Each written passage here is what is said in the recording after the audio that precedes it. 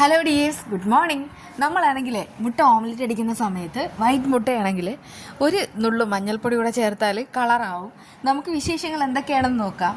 കിട്ടിയ പണം, ആ സമയത്ത് ആ ഒരു പണവും കൊണ്ട് ശ്രീനിവാസൻ വരികയാണ്. എന്നിട്ട് കാര്യങ്ങളെല്ലാം അവരോട് പറയുന്നുമുണ്ട്. ഇതുവരെ തനിക്ക് ഇങ്ങനെ ഒരു ഭാഗ്യം കിട്ടിയിട്ടേ ഇല്ല. ഇതിപ്പോൾ തട്ടിപ്പറിച്ചുകൊണ്ട് പോയ കാശ് മുഴുവനും കിട്ടിയിരിക്കുന്നു. ഇതൊന്നൊരു അത്ഭുതം. ദൈവം അങ്ങനെയാണോ? അല്ലെങ്കിലും ചില സമയത്ത് കള്ളന്മാർക്ക് മനസാക്ഷി ഉണ്ടാവും. അവരിങ്ങനെ റീതിങ്ക് ചെയ്യും. എന്നിട്ടാണെങ്കിൽ തിരിച്ച് ആ ഒരു കൊള്ള മുതൽ ഏൽപ്പിച്ചിട്ടുണ്ട് എന്നിങ്ങനെ നമ്മൾ ഒരുപാട് കാരുണ്യ കഥകൾ കേട്ടിട്ടുണ്ട്. അതിലൊന്ന് തന്നെയാവും ഇതെന്ന് ദേവിജിയും വിശേഷിപ്പിക്കുന്നുണ്ട്. അത് കേട്ട് ശ്രീനിവാസനും സന്തോഷമാവുന്നു. ഈ പണം ഞാൻ എടുത്തത് തന്നെ കൃഷ്ണമോന് വേണ്ടിയിട്ടാണ്. മോൻ ഇതുകൊണ്ട് ബിസിനസ് ചെയ്യണമെന്നൊക്കെ അയാളിങ്ങനെ ആവശ്യപ്പെടുന്നുണ്ട്. വേണ്ടച്ചാ, ഞാനിപ്പോൾ ബിസിനസ് തുടങ്ങുന്നില്ല. അതുകൊണ്ട് തന്നെ എനിക്കിപ്പോൾ ഇതിൻ്റെ ആവശ്യമില്ല. ഇപ്പോൾ വേണ്ടത് ആധാരം തിരിച്ചെടുക്കുക എന്നത് തന്നെയാണ്. അച്ഛൻ പോയിട്ട് അത് ചെയ്യുക. എനിക്കിപ്പോൾ പണം വേണ്ടാന്ന് അയാൾ ഉറപ്പിച്ച് പറയാണ്. അത് കേട്ടിട്ട് ശ്രീനിവാസന് സങ്കടമാവുന്നു. ദേവിജി പറയുന്നൊരു കാര്യമുണ്ട്, കൃഷി പറയുന്നതിലും കാര്യമുണ്ട്. കൃഷിനിപ്പോൾ തൽക്കാലം ഈ പണത്തിന് ആവശ്യമില്ല. പക്ഷേ ആവശ്യക്കാരൻ ശ്രീനിവാസൻ തന്നെയാണ്. താൻ എല്ലാവരുടെ മുന്നിൽ, കുടുംബക്കാരുടെ മുന്നിൽ ഒറ്റപ്പെട്ടു. തൻ്റെ അനുജത്തിമാർ പോലും തന്നെ തള്ളിപ്പറഞ്ഞു. പണം അത് തന്നെയാണ് മുഖ്യം. താൻ പോയിട്ട് തൻ്റെ ആധാരം തിരിച്ചെടുക്കുക.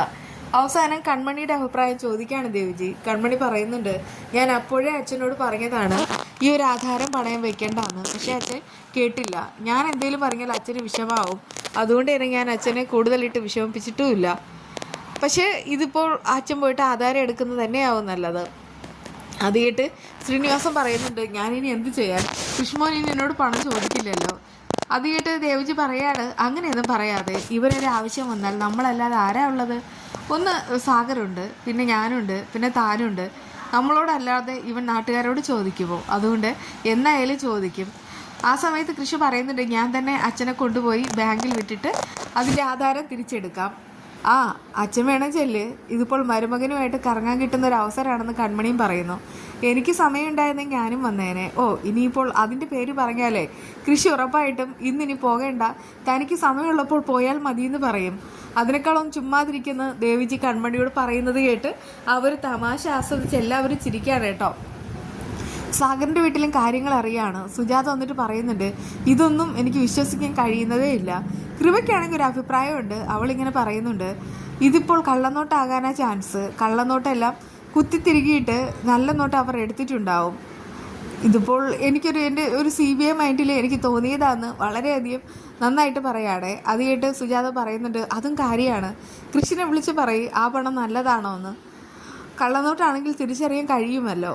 ബാങ്കിൽ കൊണ്ടുപോയി കൊടുക്കുന്നതിന് മുൻപ് അങ്ങനെ ചെയ്യാൻ പറയുമെന്ന് സുജാത അറിയിക്കുകയാണ്. സാഗർ ഒന്ന് ആലോചിക്കുന്നു. എന്നിട്ട് പറയുന്നുണ്ട്, മോളെ, നീ പറഞ്ഞതിൽ ഒരുപാട് തെറ്റുണ്ട്. ഇത് നേരത്തെ തന്നെ ഈ ശ്രീനിവാസൻ പോലീസ് സ്റ്റേഷനിൽ പരാതിപ്പെട്ടതാണ്. ആ ഒരു കംപ്ലൈൻറ്റ് കിടക്കുന്നുമുണ്ട്. പോലീസ് അന്വേഷണം നടന്നുകൊണ്ടിരിക്കുന്ന സമയത്ത് അവരിങ്ങനെ കള്ളപ്പണം മാറ്റിയിട്ട് ഒരു കാലത്തും വെക്കില്ല. അത് കേട്ട് അവൾ പറയുന്നുണ്ട്, എൻ്റെ ഈ ഒരു CID ബുദ്ധി വർക്കായില്ല അല്ലേ? ഇല്ല, പൊട്ടിപ്പൊളിഞ്ഞ് പാളീസായി. ഇത് ഏതെങ്കിലും കൊച്ചു പിള്ളേരുടെ മുന്നിൽ ഷൈൻ ചെയ്യാൻ കൊള്ളാമെന്നൊക്കെ സാഗർ അറിയിക്കുന്നുണ്ട്. അത് കേട്ട് അവളൊന്ന് ചിരിക്കുകയാണ്. എന്നിട്ട് പറയുന്നുണ്ട്, ഇവിടെയാണെങ്കിൽ കൊച്ചു പിള്ളേരില്ല. നിങ്ങൾ രണ്ടുപേരും സഹകരിച്ചാൽ 2-3 കൊച്ചു പിള്ളേരെ ഇവിടെ കൊണ്ടുവന്ന് നിർത്താൻ കഴിയും. അങ്ങനെയാണെങ്കിൽ ഞാൻ ഓക്കെയാണ്. അത് പറഞ്ഞിട്ട് അവൾ പോകുന്ന സമയത്ത് ഈ പെണ്ണിൻ്റെ ഒരു കാര്യമൊന്നും സുജാത, അവൾ പറഞ്ഞതിലും കാര്യമുണ്ട്. താൻ സഹകരിച്ചാൽ ഞാൻ ഓക്കെ എന്ന് സാഗർ പറയുമ്പോൾ ഇയാളുടെ ഒരു കാര്യം എന്നൊക്കെ പറഞ്ഞിട്ട് ആൾ ചായ എടുക്കാനായിട്ട് അടുക്കളയിലേക്ക് ഓടുന്നുമുണ്ട്. അതേസമയം നമ്മുടെ ബലരാമൻ്റെ ഓഫീസിൽ, അല്ലെങ്കിൽ ഇപ്പോൾ ബലരാമൻ്റേതാണല്ലോ, അവിടെ മീറ്റിംഗ് നടക്കുന്നതിന് മുൻപ് കൺമണിയാണ് ടേബിളെല്ലാം ക്ലീൻ ആക്കുന്നത്. മനസ്സ് വന്നിട്ട് പറയുന്നൊരു കാര്യമുണ്ട്, ക്ലീനിങ് എന്ന് പറഞ്ഞാൽ പക്ക ആയിരിക്കണം. ബലരാമൻ ഇപ്പോൾ മീറ്റിങ്ങിന് വരും.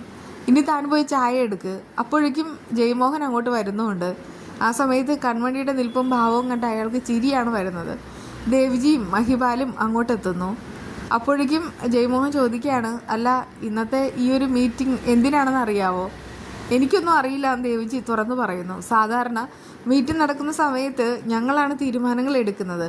പിന്നെ ശമ്പളക്കാരോട് വെറുതെ അഭിപ്രായം ചോദിക്കത്തേ ഉള്ളൂ എന്ന് മനസ്സെ അറിയിക്കുകയാണ്. ആ സമയത്ത് മഹിബോലിനോടായി ജയമോഹൻ പറയുന്നുണ്ട്, അല്ല, ഇനിയിപ്പോൾ അടുത്ത നമ്മുടെ പ്ലാൻ എന്താണെന്ന് അറിയാവോ? അല്ല, നിങ്ങൾ തന്നെ പറയുന്നു മീറ്റിംഗ് കൂടുമ്പോൾ ഈ ശമ്പളക്കാരുടെ അഭിപ്രായം ചോദിക്കേണ്ടതില്ല എന്ന്. പിന്നെ ഞങ്ങളോട് എന്തിനാ അഭിപ്രായം ചോദിക്കുന്നത്? അത് കേട്ട് ജയമോഹന് ദേഷ്യം വരികയാണ്. പക്ഷെ ബലരാമൻ വന്നതുകൊണ്ട് മാത്രം അവർക്ക് തൽക്കാലം കാര്യത്തിനെല്ലാം സ്റ്റോപ്പ് ഇട്ടു. അങ്ങനെ മീറ്റിംഗ് തുടങ്ങാനുള്ള സമയമായിരിക്കുന്നു. ബലരാമൻ വലിയൊരു പ്രോജക്റ്റൊക്കെ ആയിട്ടാണ് അങ്ങോട്ട് വന്നിട്ടുള്ളത്. എല്ലാവരോടും ഗുഡ് മോർണിംഗ് ഒക്കെ പറയുന്നുമുണ്ട്. മീറ്റിംഗ് തുടങ്ങി കഴിയുന്ന ആ ഒരു സമയത്ത് കൺമണി അങ്ങോട്ട് വരികയാണ്. ചായ കൊണ്ടുവരാൻ മാനസ തന്നെയാണ് കൽപ്പിക്കുന്നത്. ചായ എല്ലാവർക്കും കൊടുക്കുന്നുണ്ട്. പോകാൻ നേരത്ത് മാനസ മനഃപൂർവ്വമായിട്ട് അവളോട് പറയുന്നുണ്ട്, അവിടെ നിൽക്ക്, അവിടെ നിന്നിട്ട് ഞങ്ങളുടെ ഗ്ലാസ് എടുത്തിട്ട് പോയാൽ മതി. അതിപ്പോൾ അങ്ങനെ പറയുന്നതിന് കാരണമുണ്ട്. ഇവിടുത്തെ പ്രോജക്റ്റ് എന്താണെന്ന് കൺമണി അറിയണം. പക്ഷെ കൺമണി ഇരുന്ന് കേൾക്കാൻ പാടില്ല, നിന്ന് കേൾക്കണം. അതാണ് മാനസയുടെ ഉദ്ദേശം. അത് ബലരാമനും എല്ലാവർക്കും മനസ്സിലായി കഴിഞ്ഞു. എന്നാലും മാനസയോട് ഇപ്പോൾ ധിക്കരിച്ച് പറയുന്നത് ബുദ്ധിയല്ല എന്ന് ബലരാമൻ അറിയാം. അതുകൊണ്ടാണ് ആളിങ്ങനെ ഇരിക്കുന്നത്. അങ്ങനെ എന്താണ് പ്രോജക്റ്റ് എന്ന് ജയമോഹൻ ചോദിക്കുകയാണ്. ബലരാമൻ പറയുന്നുണ്ട്, ഇതിപ്പോൾ വലിയൊരു പ്രോജക്റ്റാണ്, ഒരുപാട് കൺട്രീസിനെല്ലാം ഒരുമിച്ച് നിർത്തിക്കൊണ്ടുള്ള ആ ഒരു പ്രോജക്റ്റ്. ഇതിൽ നമ്മൾ ഒരുപാട് പണം ഇറക്കേണ്ടി വരും. ആ സമയത്ത് ദേവിജി പറയുന്നൊരു കാര്യമുണ്ട്, മുൻപ് സാഗറും ഇതുപോലൊന്ന് കൊണ്ടുവരാൻ നോക്കിയതാണ്, പക്ഷേ എല്ലാം അവസാനം പൊട്ടിപ്പൊളിഞ്ഞ് പാളീസായി. അതുകൂടെ നമ്മൾ ഓർക്കണം. അത് കേട്ട് ബലരാമൻ പറയുന്നുണ്ട്, നമ്മളൊരു യുദ്ധം നടന്നാലും ബിസിനസ്മാൻ ചെയ്യേണ്ടത് ബിസിനസ് എങ്ങനെ വളർത്തിക്കൊണ്ടു പോകാം എന്നത് തന്നെയാണ്. നമ്മളിപ്പോൾ എല്ലാം കിട്ടിയിട്ട് സുഖമായിട്ട് ജീവിക്കാമെന്ന് വെച്ചാൽ ഒരു കാര്യം നടക്കാനായിട്ട് പോകുന്നതുമില്ല. അത് കേട്ട് ദേവിജി പറയുന്നുണ്ട്, ഫണ്ടിൻ്റെ കാര്യത്തിൽ ബലരാമൻ ഓക്കെ ആണെങ്കിൽ ഞാനൊന്നും പറയുന്നില്ല. അത് കേട്ട് ബലരാമൻ പറയുന്നുണ്ട്, അതെ, ഫണ്ട് ഇറക്കണം, അത് തന്നെയാണ് നമ്മളിപ്പോൾ കണ്ടുപിടിക്കാൻ പോകുന്നത്. ആ സമയത്ത് ഫണ്ടിൻ്റെ കാര്യം ഇങ്ങനെ ബലരാമൻ എടുത്തു പറയുന്നുണ്ട് കേട്ടോ. മിക്കവാറും ഈ മരമണ്ടൻ ജയമോഹൻ പണം മുഴുവനും ഇതിനു വേണ്ടിയിട്ട് ഇൻവെസ്റ്റ് ചെയ്യും. അവസാനം ആ പണം എല്ലാം കൊണ്ട് ബലരാമൻ ഈ അലിക ഒന്നുകൂടെ വിപുലീകരിക്കും. എന്നിട്ട് അതെല്ലാം സാഗറിൻ്റെ പേർക്ക് എഴുതി കൊടുക്കുകയും ചെയ്യും. ചതി കൊണ്ട് തന്നെ തിരിച്ച് ജയമോഹനെ കീഴ്പ്പെടുത്താനായിട്ട് പോവാണ്. അവന് എല്ലാം നഷ്ടമാണെങ്കിൽ ഇങ്ങനെയൊക്കെ ഒന്ന് ചെയ്തേ പറ്റൂ. വീഡിയോയിലാണെങ്കിൽ എന്താണെന്ന് ചോദിച്ചാൽ ഇന്നത്തെ ബ്രേക്ക്ഫാസ്റ്റ് എന്താണെന്ന് അറിയണ്ടേ. ഇവിടെ എല്ലാവർക്കും ദോശയൊക്കെ തന്നെ ഇഷ്ടം, പക്ഷേ എനിക്കും എൻ്റെ മോൾക്കും ഇഡ്ഡലിയാണ് ഇഷ്ടം. ഇഡ്ഡലിക്കാണെങ്കിൽ നമ്മളെപ്പോഴും അതിന് കൂടും വൈറ്റ് ചമ്മന്തിയാണ്, അതുപോലെ ചുവന്ന ചമ്മന്തി ഉണ്ടാക്കും. ചുവന്ന ചമ്മന്തി ഉണ്ടാക്കുന്ന സമയത്ത് നമ്മളിപ്പോൾ മുളക് പൊടിയോ ചുവന്ന മുളക് ഇടുമല്ലോ, അതിൻ്റെ കൂടെ ഒരു പച്ചമുളക് കൂടെ ആഡ് ചെയ്യുക.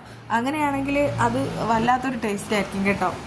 അങ്ങനെ ചെയ്ത് നോക്കണേ. ഞാനാണെങ്കിൽ ഇവിടെ ഒരു ഹോട്ടലുണ്ട്, വിസ്മയ, വലിയ ഹോട്ടലാണ് ട്രിവാൻഡ്രത്ത്, എല്ലാവർക്കും അറിയായിരിക്കും. അപ്പോൾ അവിടുത്തെ ആ ഒരു റെസിപ്പിയാണ് ഈ ഒരു ചമ്മന്തി. പിന്നെ ഇതിൻ്റെ കൂടെ ഉള്ളത് ഓംലെറ്റാണ്. ഇത് നാടൻ മുട്ടയാണ് കേട്ടോ. ഞാൻ പറഞ്ഞില്ലേ, ഈ മുട്ട നമ്മളാണെങ്കിൽ നാടൻ മുട്ട അല്ലെങ്കിൽ ഈ മുട്ട ഫ്രൈ ചെയ്യുന്ന സമയത്ത്, അതായത് മുട്ട ഓംലെറ്റ് അടിക്കുന്ന സമയത്ത് ഒരല്പം മഞ്ഞൾപ്പൊടി കൂടെ ചേർത്താൽ അതിൻ്റെ ഒരു കളർ കിട്ടും. ഇങ്ങനെ നാടൻ മുട്ടയ്ക്ക് ഓൾറെഡി അവർ കളറുണ്ട്, അതുകൊണ്ട് തന്നെ ഞാൻ ചേർക്കാറുമില്ല. ഞാനിത് പറയുന്നേ ഉള്ളൂ. വിശേഷങ്ങളുമായി വീണ്ടും കാണാം. ബൈ.